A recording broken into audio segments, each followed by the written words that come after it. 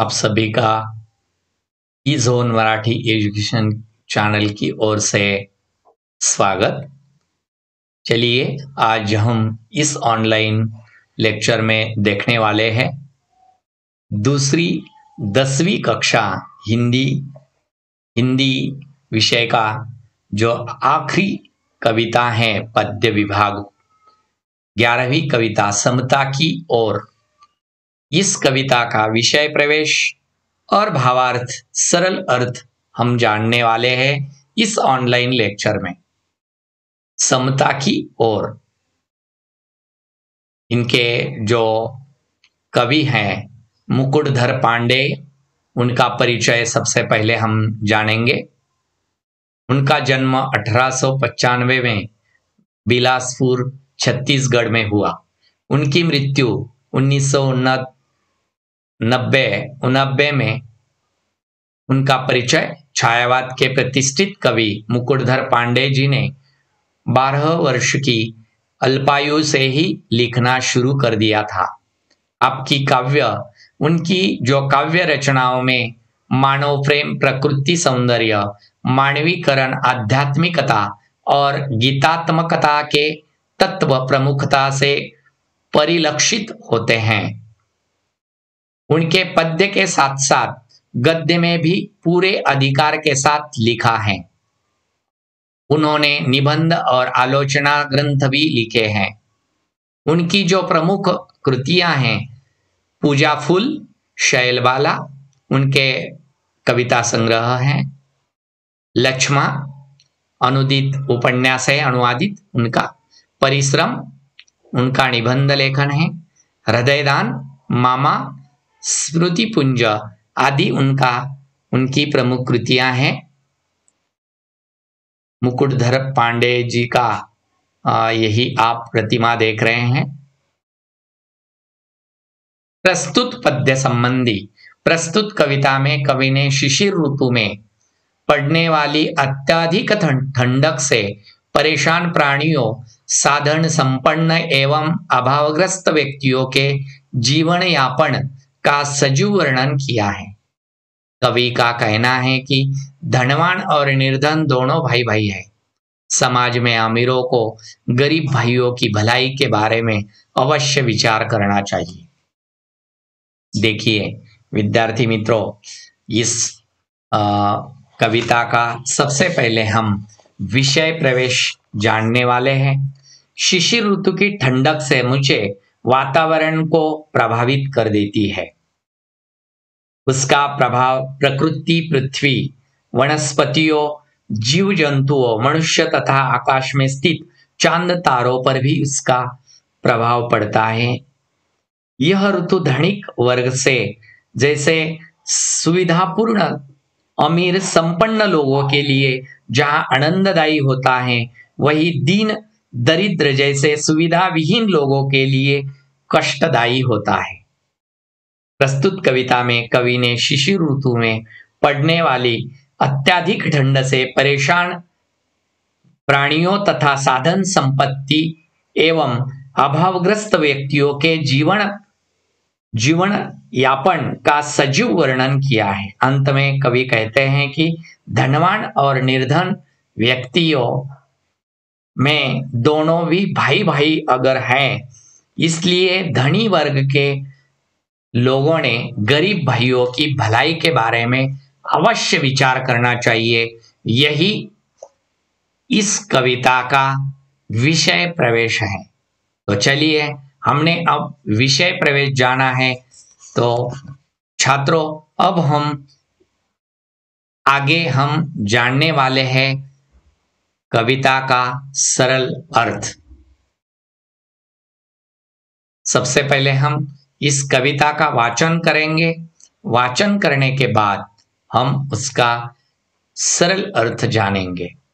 बीत गया हेमंत भ्रात, शिशिर ऋतु आई, प्रकृति हुई दैत्यहीन, अवनी में कुंजटिका है छाई। पड़ता खूब तुषार पद्म दल, तालों में बेल खाते, अन्यायहीन रूप के दंडों से यहाँ यथा लोग दुख पाते। निशा काल में लोग घरों में निज निज जा सोते हैं, बाहर श्वान स्यार चिल्लाकर बार बार रोते हैं। अर्धरात्रि को घर से कोई जो आंगन को आता, शून्य गगन मंडल को लख यह मन है, मन में है भय पाता। तारे निपट मलिन चंद ने पांडु वर्ण है पाया, मानो किसी राज्य पर है राष्ट्रीय कष्ट कुछ आया। धनियों को है मौज रात दिन है उनके पौबारे, दीन दरिद्रों के मत्थे ही पड़े शिशिर दुख सारे। वे खाते हैं हलवा पूड़ी दूध मलाई ताजी, इन्हें नहीं मिलती पर सूखी रोटी और न भाजी। वे सुख से रंगीन कीमती ओढ़े शाल दुशाले, पर इनके कंपित बदनों पर गिरते हैं नित पाले। वे है सुख साधन से पूरित सुगर घरों के वासी, इनके टूटे फूटे घर में छाई सदा उदासी। पहले हमें उदर की चिंता थी न कदापि सताती, माता सम थी प्रकृति हमारी पालन करती जाती। हमको भाई का करना उपकार नहीं क्या होगा, भाई पर भाई का कुछ अधिकार नहीं क्या होगा। देखिए विद्यार्थी मित्रों, अब हमने इस कविता का पठन सबसे पहले हमने किया है, तो अब हम जो पंक्तियां हैं उस पंक्तियों का सरल अर्थ जानने वाले हैं। तो चलिए अब हम सरल अर्थ जानेंगे। बीत गया हेमंत भ्रात, शिशिर ऋतु आई, प्रकृति हुई दयुतिहीन, अवनी में कुंजटिका है छाई। कवि कहते हैं शिशिर ऋतु के भाई हेमंत का समय बीत गया है, क्योंकि जो ऋतु है शिशिर ऋतु से पहले हेमंत ऋतु आता है, हेमंत के बाद में शिशिर ऋतु आता है, जो मुख्य ऋतु है। जैसे सर्दी का मौसम जिसे ठंड बोलते हैं, उस ठंडी और जो जिस ऋतु में उसे हम समर ऋतु बोलते हैं, वह समर ऋतु। और उप ऋतु में जो छह ऋतु होते हैं, उसमें हेमंत ऋतु जब जाता है, उसके बाद जब शिशिर ऋतु आता है, अब शिशिर ऋतु का आगमन हो गया है। शिशिर ऋतु की कंपा देने वाली ठंड के कारण प्रकृति की आभा खत्म हो गई है। प्रकृति अवनी यानी प्रकृति, अवनी यानी पृथ्वी, पृथ्वी की वह कांति रहित हो गई है। पृथ्वी पर धुंधला का छा गया है। ठंड के कारण पड़ता खूब तुषार पद्म दल तालों में बिल खाते। ठंड के कारण खूब बर्फ गिर रही है, मानो इसके तालाबों में खिले हुए कमलों के फूलों को बहुत कष्ट हो रहा है। कवि कहते हैं यह कष्ट कुछ उसी तरह का है जैसे निर्दयी और अन्यायी राजा के तरह के दंडों से उसके राज्य की प्रजा दुखी रहती है, वैसा दंड मिल रहा है। रात्रि के समय बहुत ठंड होती है, ऐसे समय लोग अपने अपने घरों में जाकर रहते हैं। निशा काल में लोग घरों में नीचे जा सोते हैं। तब बाहर ठंड के मारे बाहर कुत्ते और सियार जैसे जानवरों का बुरा हाल होता है। यह असहाय प्राणी चिल्ला चिल्ला कर सारी रात रोते हैं, लेकिन हम कहते हैं वो रोते नहीं है, चिल्लाते हैं। अर्धरात्रि को घर से कोई जो आंगन को आता, शून्य गगन मंडल को लख यह मन में है भय पाता। आधी रात को यदि कोई व्यक्ति घट के आंगन में आकर निर्जन आकाश मंडल की ओर देखता है, तो वहां का दृश्य देखकर उसे डर लगने लगता है। ठंडक भरे इस मौसम में आकाश के तारे भी धुंधले दिखाई देते हैं और चंद्रमा का रंग पीलापन लिए हुए सफेद हो गया है। इन्हें देखकर ऐसा लगता है जैसे किसी राज्य पर कोई राष्ट्रीय संकट आ गया है, ऐसा लगता है। तारे निपट मलिन चंदने पांडु वर्ण है पाया, मानो किसी राज्य पर है राष्ट्रीय कष्ट कुछ आया। धनियों को है मौज रात। कवि कहते हैं कि शिशिर ऋतु की कष्टदायी ठंड में धनी वर्ग जो जो अमीर वर्ग होता है, उस अमीर लोग क्या आनंद लेते हैं उसी ठंड का। लेकिन वे रात दिन मौज मजा करते हैं और प्रसन्न रहते हैं। लेकिन गरीब और दरिद्री जो लोग हैं, उनके लिए शिशिर ऋतु की ठंड में दुख ही दुख है, क्योंकि उनको पूरे शरीर तन भर के लिए भी कपड़ा नहीं रहता है। देखिए, धनिक वर्ग के लोग हलवा पूड़ी खाते हैं, ताजी दूध मलाई खाते हैं।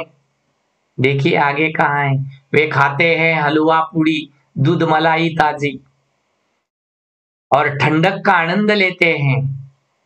लेकिन इन्हें नहीं मिलती पर सूखी रोटी और न भाजी। लेकिन गरीबों और दरिद्रों को सूखी रोटी और सब्जी भी नसीब नहीं होती है, यानी उन्हें उपवास करना पड़ता है, यही उन्होंने कहा है। वे सूख से रंगीन कीमती ओढ़े शाल दुशाले। धनिक वर्ग के लोग ठंड पर असर नहीं होता, वे रंगीन और मूल्यवान शाल दुशाले ओढ़ते हैं, इससे उन पर जाड़े का तनिक भी असर नहीं होता। मगर ऐसे समय गरीबों की बुरी हालत होती है। इनके कंपित बदनों पर गिरते हैं नित पाले। उनके कांपते हुए दिन रात काटनी पड़ती है और ऊपर से उन्हें ओस और पाले का भी सामना करना पड़ता है। धनिक वर्ग के पास सुख के तरह तरह के साधन होते हैं। वे है सुख साधन से पूरित सुगर घरों के वासी, और वे सुंदर सुंदर घरों में रहते हैं। दूसरी ओर जो गरीब है, जो दरिद्री है, उन्हें टूटे हुए घर में, फूटे हुए झुग्गी झोपड़ियों में रहते हैं और उनमें किसी तरह की कोई सुविधा नहीं होती है।